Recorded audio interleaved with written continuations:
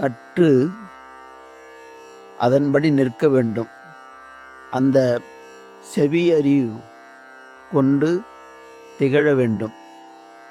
அந்த அறிவு எல்லோருக்கும் அமையாது. அப்படி அமைந்தால் அது மிக பெரியதாக அமைந்திருக்கிறது.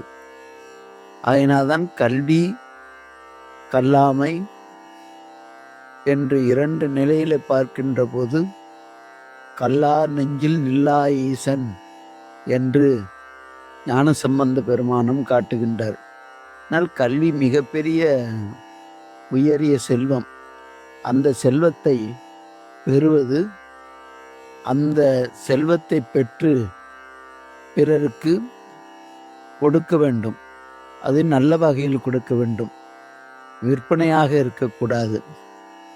அப்படி இருந்தால் ஏதிலாரை எப்படி நாம் ஒரு தவறு செய்தவர்களை தண்டிக்காமல் தவறு செய்யாதவர்களை தண்டிப்பது போன்று எதிலாரை நோவது போன்றது நாம் கற்ற கல்வியை பயன்பாட்டுக்கு கொண்டு வராமல் அந்த அறிவை நல்ல வகையில் பயன்படுத்தாமல் இருப்பதற்கு சமமாகும் என்பதை கற்றன கல்லார் செவிமாட்டி கையுறும் குற்றந்தமதே பிரிதன்று முற்றுணர்ந்தும் தாம் அவர் தன்மை உணராதார் தம் உணரார் ஏதிலரை நோவது எவன் என்று காட்டுகின்றார்.